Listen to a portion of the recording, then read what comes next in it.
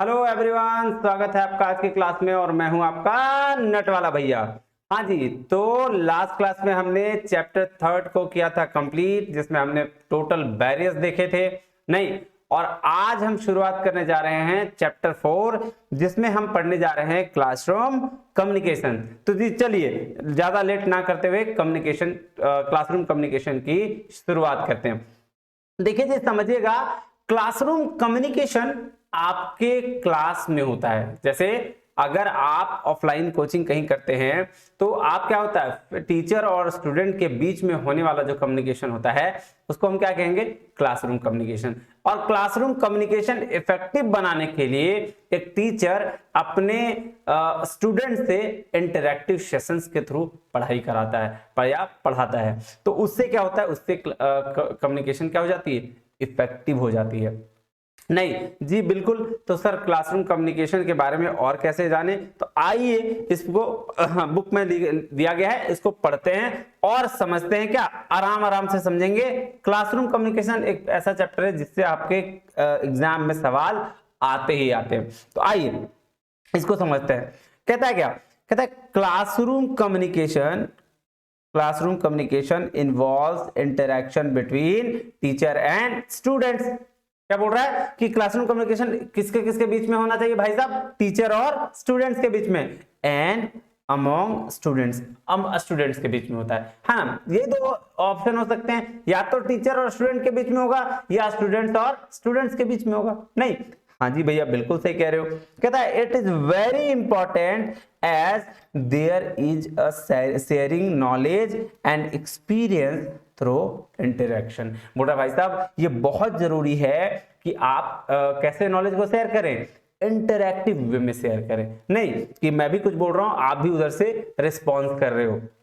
जी बिल्कुल। तो कहता है classroom communication will be effective only when there is a two way flow of communication. क्या बोल रहा है, क्लासरूम कम्युनिकेशन कब इफेक्टिव होगा, जब टू वे फ्लो होगा। मतलब स्टूडेंट्स भी सर से सवाल पूछेंगे, सर भी बोलेंगे कि भाई साहब तुम सवाल हमसे पूछो, और सर भी उसको इंटरेक्टिव वे में पढ़ाएंगे।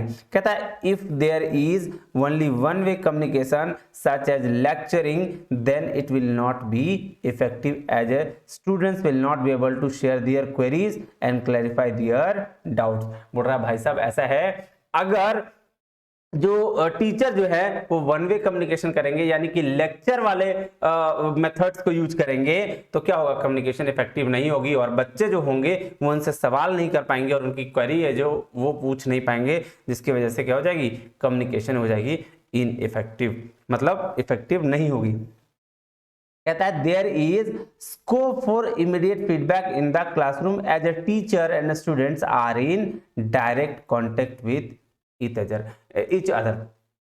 कहता है कि टीचर और स्टूडेंट के बीच में डायरेक्ट फीडबैक ज्यादा इंपॉर्टेंस रखता है, क्योंकि वो क्या होते हैं, फेस टू फेस होते हैं, एक दूसरे के कांटेक्ट में होते हैं। तो वो क्या करेगा भाई साहब, टीचर जैसे पढ़ाया उसको पढ़ाई समझ में आएगी, तुरंत स्टूडेंट फीडबैक देगा, सर आप बहुत अच्छा पढ़ाते हो। नहीं, जैसे आप भी दे सकते हो फीडबैक, कैसे, कमेंट करके। नहीं, हाँ जी बिल्कुल।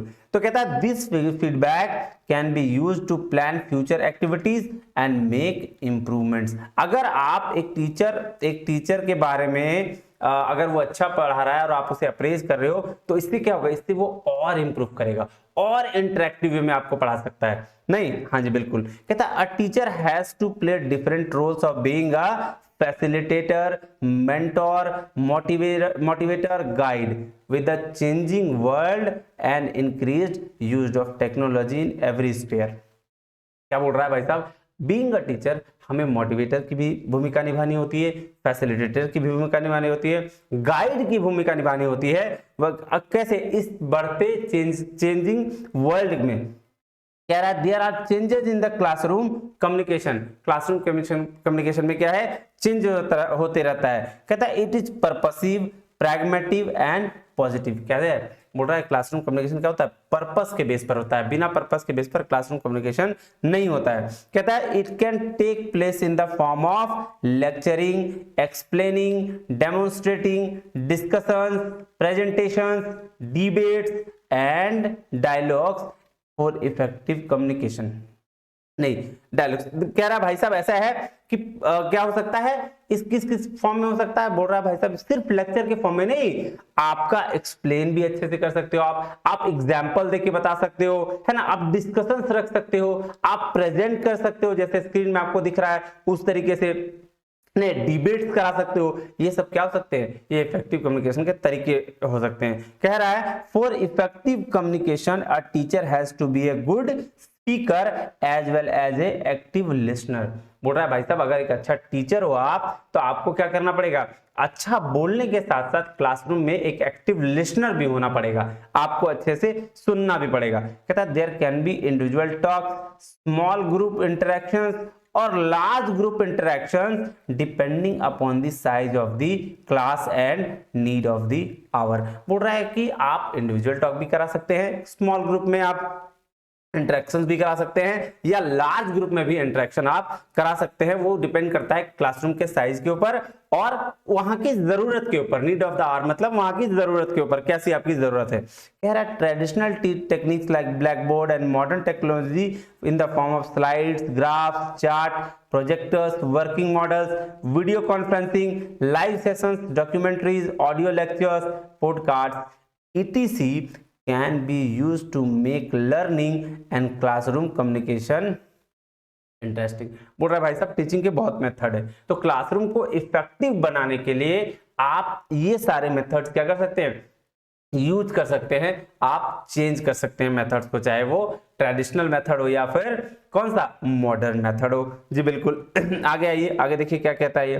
कहता है barriers in classroom communication can arise due to the disruptive behaviour of students, overload of information, lack of clarity, use complex terms, level of students and weather conditions and surrounding of the classroom। बोल रहा है classroom communication करते वक्त कुछ कुछ barriers arise हो सकते हैं, कुछ कुछ डिस्टर्बेंस हो सकती है। क्या हो सकता है वो, चाहे वो आपको चाहे टीचर को क्लैरिटी ना हो रहा हो या फिर स्टूडेंट को क्लैरिटी ना हो रहा हो कोई भी कॉन्सेप्ट का, चाहे वो वेदर की कंडीशंस खराब हो, तो जैसे बहुत ज्यादा ठंड हो गया तो बच्चे पढ़ते नहीं है, फिर बोलते सर बहुत ठंड लग रही है, नहीं। उसी तरह से मान लेते हैं लेवल ऑफ स्टूडेंट, अब आप पूरा हाई लेवल पढ़ा रहे हो और बच्चे जो है जिसको बेसिक्स भी नहीं पता है, तो फिर क्या होगा, फिर वो कम्युनिकेशन इफेक्टिव नहीं हो पाएगी, वहां फिर क्या होगा, बैरियर्स अराइज हो जाएगा। उसी तरीके से अगर आप बहुत कॉम्प्लेक्स टर्म्स यूज कर रहे हो, बहुत टेक्निकल टर्म, तो फिर क्या होगा, आपकी कम्युनिकेशन इफेक्टिव नहीं हो पाएगी, है ना, क्लासरूम में कम्युनिकेशन इफेक्टिव नहीं हो पाएगा। आइए जी क्या कहता है आगे देखते हैं।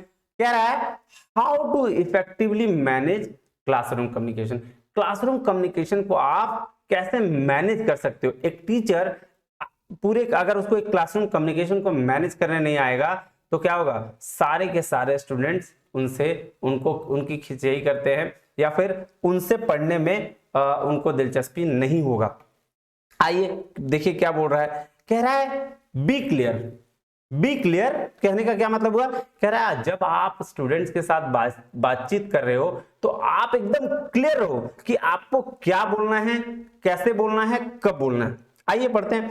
कह रहा है when communicating with students try to be always clear about what you want to say. If there is any ambiguity or lack of clarity in the choice of words, then message will be misinterpreted by students, and students should also try to be as clear as possible during interaction with their teacher and classmates। बोल रहा है भाई साहब ऐसा है, अगर आप clear नहीं रहे अपने मैसेज को लेकर, अगर एक शिक्षक अपने मैसेज को लेकर कि क्या बताना चाह रहा है ये क्लियर नहीं रहा, तो स्टूडेंट्स क्या करेंगे, आपके मैसेज को मिस इंटरप्रेट करेंगे, गलत तरीके से समझेंगे।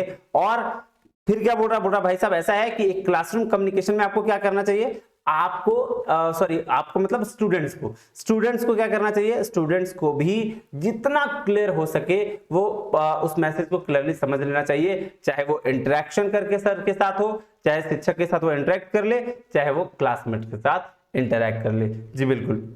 तो पहला क्या था, बी क्लियर रहे एकदम। दूसरा है कीप इट प्रिसाइज। देखिए एक शिक्षक को जितना शॉर्ट और सिंपल में चीजें समझ में आ जाए उतना अच्छे तरीके से समझा देना चाहिए। अब इतना भी सिंपल नहीं कि भाई बुक को रीड कर रहा हो चले जा रहा है। देखिए मेरे समझाने का ये पर्पस होता है कि आप बनने जाएंगे फ्यूचर में शिक्षक, और शिक्षक बनेंगे तो आप कैसे चीजों को समझाएंगे। तो इसलिए मैं थोड़ा सा आपको, मैं भी कोशिश करता हूं कि प्रिसाइज वे में जो जरूरी है वही चीज मैं बोलूं। तो आगे आइए, आगे देखिए क्या बोलता है, बोलता है कीप इट प्रिसाइज। कहता है there is one another principle known as KISS। क्या बोल रहे हो सर? अरे वो ये वाली नहीं है नालायक, देखो which stands for keep it short and simple. हाँ जी, to maintain clarity the message should be conveyed in a simple and short form. नालायक तुरंत चेंज होता गए होगे नहीं है? चलो, तो क्या करना चाहिए हमें हमें मतलब शिक्षक को एक क्लासरूम कम्युनिकेशन के दौरान क्लासरूम में अपने मैसेज को बहुत ही शॉर्ट फॉर्म में, बहुत ही प्रिसाइज वे में डिलीवर करना चाहिए। जी बिल्कुल। तीसरा क्या है जी? तीसरा है टेक आर्टफुल पॉजेस। अब देखो ऐसा एक क्लासरूम में क्या होता है, जब आप बहुत ज्यादा पढ़ा रहे हो या 1 घंटे का लेक्चर ले रहे हो, आधे घंटे का लेक्चर ले रहे हो, तो बीच बीच में टीचर्स को पॉज लेना चाहिए। क्यों लेना चाहिए भाई? क्योंकि इससे क्या होगा कि आपको बच्चों के समझने की टेक्निक पता चल जाएगी कि भैया वो समझ रहे हैं कि नहीं समझ रहे हैं, या फिर वो क्या समझना चाह रहे हैं, है ना? आइए देखते हैं। कहता है for becoming an effective communicator one should know about the time to talk and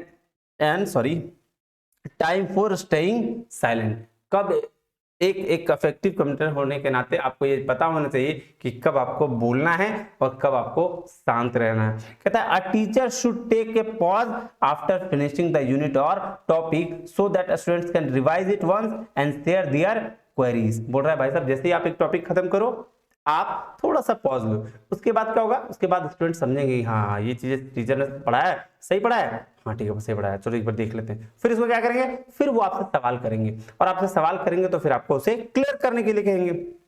कह रहा है to develop critical thinking, decision making and creative thinking in students the teacher should take pauses और short breaks instead of teaching continuously. एक teacher को क्या करना चाहिए, possess लेना चाहिए, जिससे क्या होगा उनकी क्रिटिकल थिंकिंग डेवलप होगी, वो क्या करेंगे डिसीजन मेकिंग अच्छा ले पाएंगे और क्रिएटिव थिंकिंग भी डेवलप कर पाएंगे। जी बिल्कुल, हाँ जी बिल्कुल सही कह रहे हो भैया आप। तो ये क्लास में क्या कौन, टीचर ये रोल प्ले करेंगे।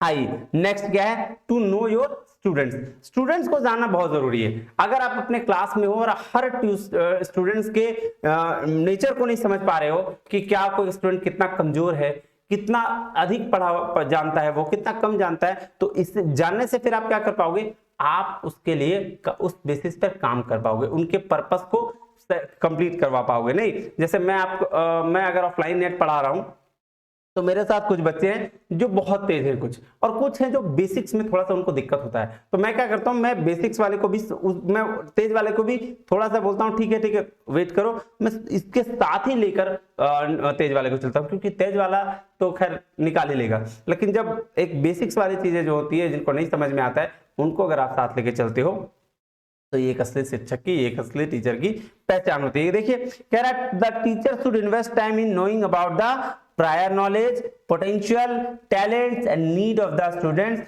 so that he or she can plan the classroom activity according to the requirement of the student। कि स्टूडेंट को क्या रिक्वायरमेंट है ये आप कर सकोगे जब ये आप अपने स्टूडेंट को जान पाओगे। आइए नेक्स्ट क्या है जी, कहता है बी ह्यूमरस। अब टीचर को हमेशा एकदम सीरियस मोड में रहकर नहीं पढ़ाना चाहिए, टीचर को ह्यूमरस होना चाहिए। नहीं, आप चेंज करते रहो टाइम टू टाइम पे अपने टीचिंग मेथड्स को, थोड़ा सा मस्ती मजाक में, थोड़ा सा मस्ती करते हुए, थोड़ा सा हंसी करते हुए आप क्या करो, टीचिंग करो, आपकी टीचिंग बड़ी इफेक्टिव हो जाएगी। कहता है a teacher should be humorous so that students can enjoy learning। भाई साहब ऐसा मत पढ़ाओ कि लेक्चर दिए जा रहे हो कुछ समझ में नहीं आ रहा है, ऐसा पढ़ाओ कि आपको सामने वाला स्टूडेंट बोले हाँ क्या पढ़ा, मजा आ गया सर पढ़ने में, ठीक है। कहता है if a teacher is too strict then student might sit silently in her class due to fear of punishment but they will lose the interest in class. बोला अगर स्टूडेंट टीचर बहुत स्ट्रिक्ट होंगे तो क्लास में बोरियत हो जाएगी भाई, है ना। सिर्फ टीचर डर की वजह, स्टूडेंट डर की वजह से तो चुप रहेंगे, लेकिन चीजों को सीख नहीं पाएंगे, वो लूज कर जाएंगे इंटरेस्ट, क्लास का इंटरेस्ट।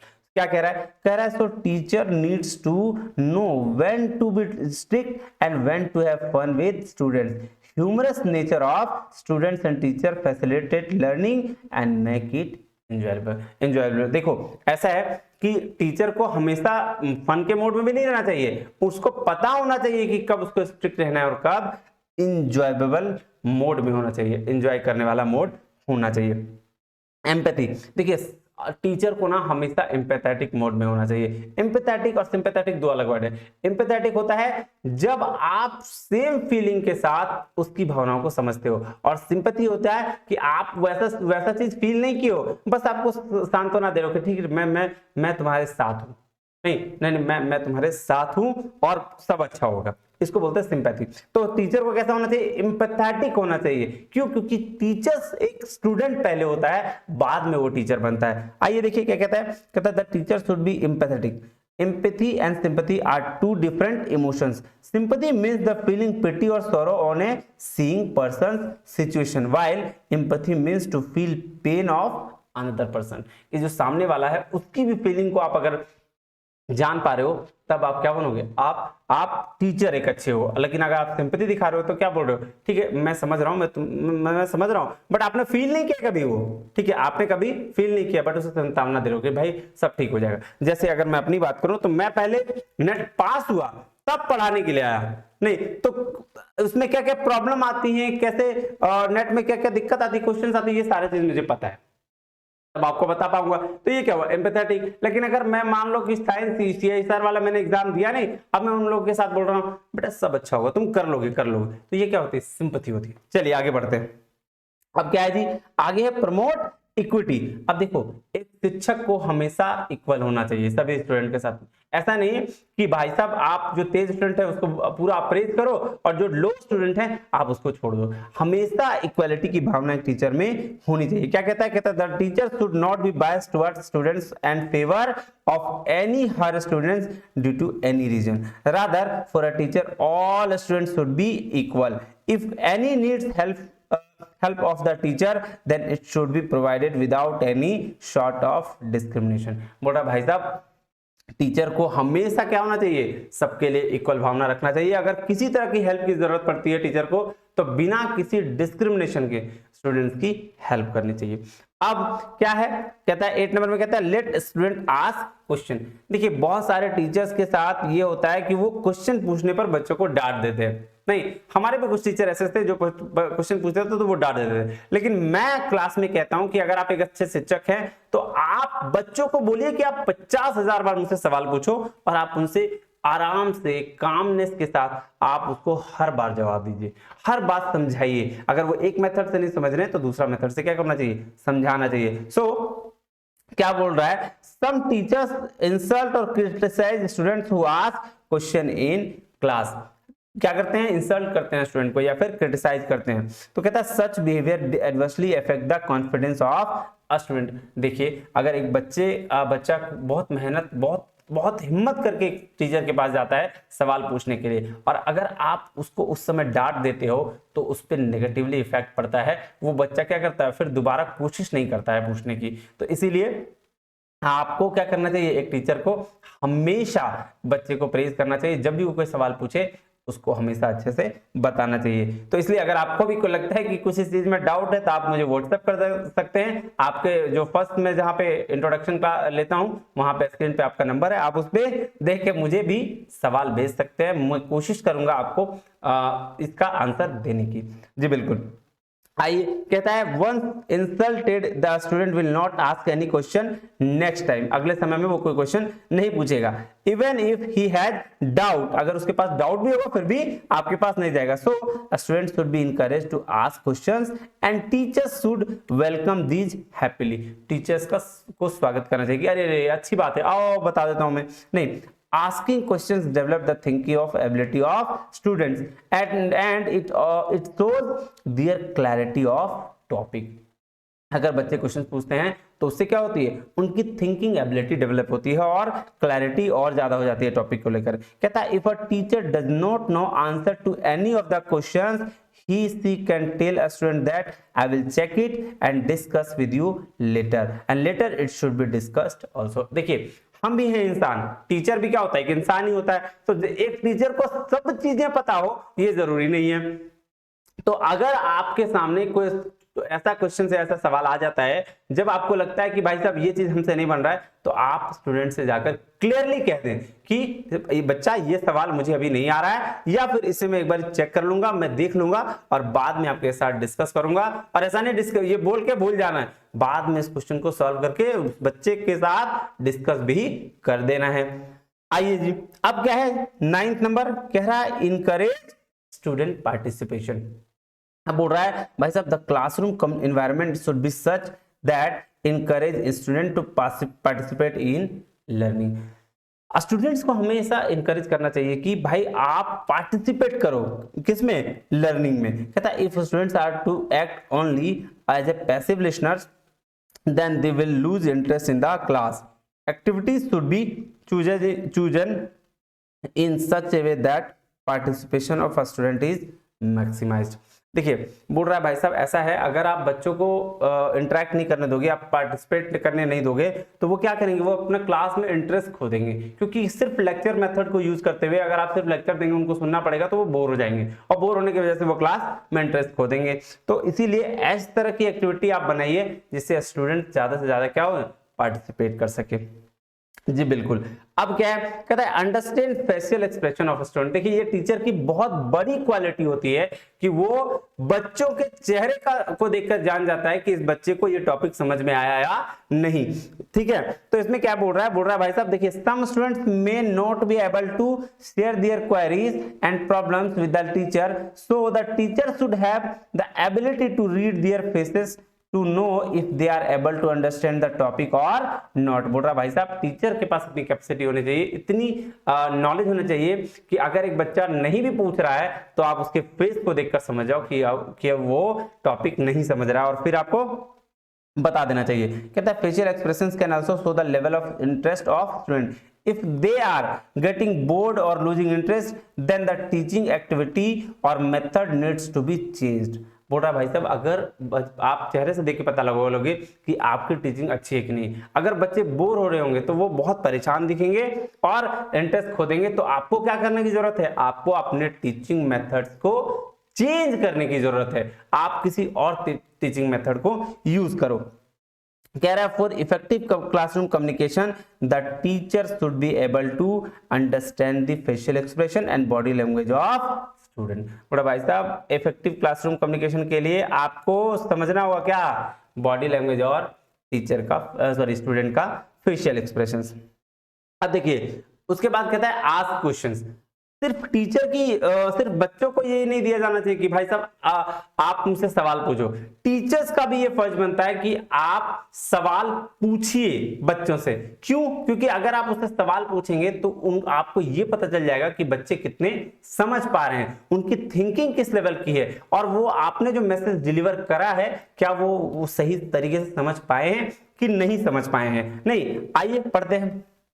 कहता है as discussed above a student should be encourage to ask questions. ऊपर डिस्कस किया मैंने कि क्या स्टूडेंट को क्वेश्चन पूछना चाहिए। On the other hand the teacher should also ask questions to a student while teaching to test their understanding of the topic. बोला भाई साहब टीचर को भी सवाल पूछने का अधिकार है, जिससे ये पता चलेगा कि भाई साहब जो टीचिंग कर रहा है क्या वो सही कर रहा है या गलत, बच्चों को समझ में आ रहा है ये टॉपिक की नहीं समझ में आ रहा है। कहते हैं question can be ask before starting a topic to know their prior knowledge so as to know if beginners level or advanced level teaching is required। देखिए बोल रहा है क्वेश्चन इसलिए भी पूछा जा सकता है किसी टॉपिक को समझाने के लिए कि बच्चे कितना जानते हैं। अगर बच्चे बिगिनर्स लेवल यानी शुरुआती दौर वाली चीजें जानते हैं तो हम उनको एडवांस लेवल पढ़ाएंगे, और अगर वो शुरुआती लेवल वाली चीजें भी नहीं जानते हैं तो हम उसको शुरू से पढ़ाई करेंगे। नहीं, कहता है always spare 5 to 10 minutes during the lecture of question answer session if the students know they have to answer questions at the end of lecture they will listen attentively। बोल रहा भाई साहब आप हमेशा 5 से 10 मिनट दीजिए जिसमें क्या करिए, स्टूडेंट से सवाल पूछिए। अगर वो जान रहा होगा तो आपको जरूर आंसर देगा, और नहीं जान रहा होगा तो आप उसे अच्छे से फिर से समझाइए। उसके बाद क्या कहता है मोटिवेट स्टूडेंट। क्या बोल रहा है, मोटिवेट स्टूडेंट को हमेशा मोटिवेट करना चाहिए कि बेटा तुम्हारा अच्छा हो जाएगा, इस बार सिलेक्शन कर लोगे, बस मेहनत करते जाओ। नहीं, आइए कहता है the teacher should make sure that classroom communication is motivating not discouraging. ऐसा कभी नहीं कहना चाहिए कि भाई साहब ये चीज तुम्हारा नहीं निकलेगा, बहुत टफ है। टीचर की नजर में हर एक कोर्स को बहुत इजी होना चाहिए, चाहे वो कोई भी एग्जाम हो। मैं यूजीसी नेट की बात नहीं कर रहा, चाहे कोई भी एग्जाम हो, अगर एक टीचर चाहे तो बच्चों को प्रेज करके मोटिवेट करके ये बता सकता है कि भाई साहब ये एग्जाम तो आप ही के लिए बना है, आप फोड़ दोगे एक दिन नहीं। हाँ जी, कहता है devote time in the class for discussing about great personalities and their experiences. A teacher should share his or her own experiences and motivate students. This will help him developing cordial relation with them. बोल रहा भाई class में ऐसे लोगों के बारे में बताइए जिससे क्या होगा, क्लास में एक अलग मोटिवेशन बनी रहेगी ना, अच्छे अच्छे पर्सनालिटीज के बारे में डिस्कस करेंगे तो। और या फिर टीचर की अगर कुछ अपनी एक्सपीरियंसेस हैं जिससे बच्चे मोटिवेट हो सकते हैं तो उसको भी शेयर करना चाहिए। कहता है प्लान क्लासरूम एक्टिविटी। बोल रहा है for effective communication the teacher should plan activities, use of teaching ads, evaluation in advance. बोल रहा है जब भी आप क्लासरूम कम्युनिकेशन करने जा रहे हो तो इफेक्टिव क्लासरूम कम्युनिकेशन के आपको क्या पढ़ाना है, क्लासरूम में क्या क्या एक्टिविटीज करनी है, ये पहले से डिसाइड कर लेनी चाहिए कि किस मेथड को आप यूज करोगे, कैसे एडवांस में। कह रहा था teacher the course plan should be communicated to students, they should know about the test schedule. देखिए जो जब कभी कोई टीचर की बात होती है तो वो क्लास में पहले ही सारी चीजें बता देना चाहिए कि भाई अब ऐसे इसको ऐसे पढ़ेंगे, आगे का प्लान क्या होगा वो। जैसे मैंने आपको बता रखा है कि हर दिन रात के 8 बजे वीडियो आपकी पेपर 1 की आती है और रात के 9 बजे पेपर 2 की कॉमर्स की वीडियो आती है, तो आप इसे रोज देख सकते हैं। तो ये मेरा क्या था, अनाउंसमेंट था, ये मैंने आपको बता के रखा है। हाँ जी चलिए आगे बढ़ते हैं। क्या बोल रहा है, बोल रहा है do not tolerate the bad behaviour. देखिए एक टीचर को ह्यूमरस होना चाहिए, अच्छा तरीके से उनसे बच्चों से बात करनी चाहिए, लेकिन अगर किसी स्टूडेंट ने टीचर के साथ बैड बिहेवियर किया तो उसे कभी भी एक्सेप्ट नहीं करना चाहिए। क्योंकि अगर आपने एक बार एक्सेप्ट कर लिया, इसका यह मतलब होगा कि आप दूसरी बार भी उसे उस गलती को दोहराने के लिए एक्सेप्ट कर रहे हो। तो इसीलिए क्या बोल रहा है, कह रहा है a teacher should have cordial relations with the students, but that does not mean that he should tolerate bad behavior in class। मोटा कोडियल रिलेशन रखने का मतलब ये नहीं है भाई साहब कि आप कुछ भी स्टूडेंट बोले और आप सुन लो।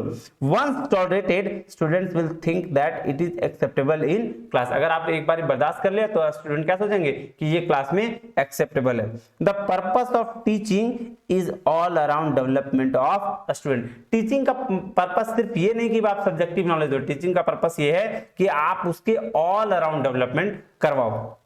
To attain this purpose, make student learn about good or bad behavior। और इस पर्पस को अटेन करने के लिए आपको क्लास में बच्चों को क्या सिखाना पड़ेगा कि क्या गुड बिहेवियर है और क्या बैड बिहेवियर है। If need arises punish them appropriately. अगर जरूरत पड़े बहुत ज्यादा, अगर उसने बहुत ज्यादा बिहेवियर किया तो आप उसको पनिश भी कर सकते हो। पनिश करने का ये मतलब नहीं कि आप डंडा लिए और पीटने शुरू कर दिए, नहीं ये नहीं, आप क्लास से बाहर हो जाइए या फिर आप उस बच्चे को उस क्लास के लिए बाहर कर दीजिए, ये भी एक पनिशमेंट होता है। आइए नेक्स्ट में क्या बोल रहा है, मोटा भाई give a student choice, student will enjoy learning when they have a choice. बोल रहा है एक काम करिए, स्टूडेंट को चॉइस दे दीजिए कि बताओ बच्चों आज क्या पढ़ाऊं, तो अब बच्चे बोलेंगे सर आज मैथ्स पढ़ेंगे हम, तो आप उस सब्जेक्ट को पढ़ाइए। इससे क्या होगा, वो जो सीखेंगे वो अपने लेवल के सीखेंगे, एकदम गजब लेवल का सीखेंगे, क्योंकि उसके इंटरेस्ट के हिसाब से अगर आप उसे पढ़ाओगे तो बच्चे भी उसी हिसाब से चीजों को एडॉप्ट करेंगे। आइए कह रहा है they will be doing things as per their own interest, they can be given options of different activities or it can be like what would you like to do first। पहले आप क्या solve करना पसंद करोगे, solve question और prepare project. बोलेगा teacher ने कहा, बोला भाई साहब आप क्या पहले करना पसंद करोगे, या क्वेश्चन को सॉल्व करना या प्रिपेयर करना प्रोजेक्ट को। मतलब आपको स्टूडेंट से सवाल पूछना है कि आपको करना क्या है नेक्स्ट, पहले मैं ये चीज कराने जा रहा हूं, आपको क्या करना है। कहता है this way student will have a choice about what they want to do first, but they will also know that they have to do both. बोलता है भाई साहब इससे क्या होगा कि स्टूडेंट समझ जाएंगे कि हमें क्या करना है, हमें पहले इस चीज को इंटरेस्ट करना, इस चीज को कर लेना है, और बाद में ये भी समझ जाएंगे करना तो हमें दोनों है, लेकिन पहले हम इंटरेस्टिंग चीज को कर लेते हैं, नहीं? हाँ जी, तो बिल्कुल सही। आइए 16 क्या कहता है देखते हैं। कहता है respect is very important for effective communication. बोला भाई साहब अगर आप इफेक्टिव कम्युनिकेशन चाहते हो तो चाहे सेंडर हो चाहे रिसीवर हो, चाहे टीचर हो या स्टूडेंट हो, स्टूडेंट को टीचर के बिहाफ में रिस्पेक्टफुल होना चाहिए और टीचर को भी स्टूडेंट की रिस्पेक्ट करनी चाहिए। आइए कहता है if the speaker and the receiver do not have respect for each other then they will not listen to what the other person is saying. बोला भाई साहब अगर दोनों के बीच में रिस्पेक्ट नहीं रहेगा तो टीचर कुछ भी बोले स्टूडेंट सुनेगा ही नहीं, और स्टूडेंट कुछ बोले टीचर नहीं सुनेगा, तो इस वजह तो क्या होगा, तो फिर कम्युनिकेशन इफेक्टिव नहीं होगी। तो कहता है students must respect there teacher and teacher should welcome questions from students. बोला भाई साहब टीचर का रिस्पेक्ट करना चाहिए स्टूडेंट्स को, और स्टूडेंट के सवालों को भी वेलकम किया जाना है टीचर के द्वारा।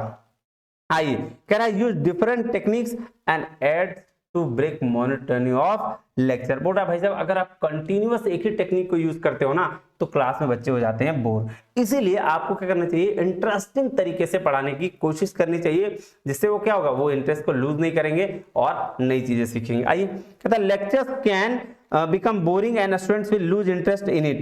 To keep interesting, different ads can be used. जी बिल्कुल सर। 18 नंबर क्या है, तो कहता है रीइंफोर्समेंट लर्निंग आफ्टर टीचिंग और यूनिट। कहता है teacher should assess the learning of students by asking question.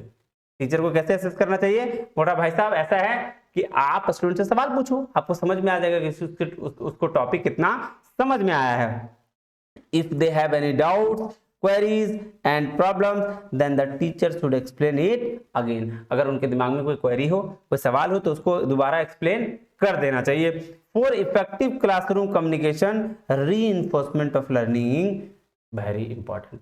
बोला क्या कि क्लासरूम को इफेक्टिव बनाने के लिए, इफेक्टिव क्लासरूम कम्युनिकेशन के लिए आपको दोबारा बच्चों को रीइंफोर्स करके पढ़ाना या फिर समझाना बहुत जरूरी है। चलिए जी लास्ट पॉइंट है, क्या कह रहा है, कह रहा है active listening is must have for effective communication. अब भाई साहब सबसे बड़ी बात, एक टीचर को क्या होना चाहिए, एक्टिव लिसनर होना चाहिए। क्यों? क्योंकि अगर वो बच्चों के प्रॉब्लम को अच्छे से सुनेगा नहीं तो वो अच्छे से बता नहीं पाएगा, और अच्छे से बता नहीं पाएगा तो कम्युनिकेशन इफेक्टिव नहीं हो पाएगी, चीजों बच्चे को समझ नहीं आ पाएगा। देखिए कहता there will be problem in understanding the message if it is not listed to actively. It is also important for responding back and providing feedback. लीजिए जी ये हो गया आज 4th चैप्टर का पहला लेक्चर खत्म। अब मिलेंगे अगले क्लास में विद अ न्यू टॉपिक। तब तक के लिए बहुत बहुत शुक्रिया, धन्यवाद, थैंक यू एंड जय हिंद।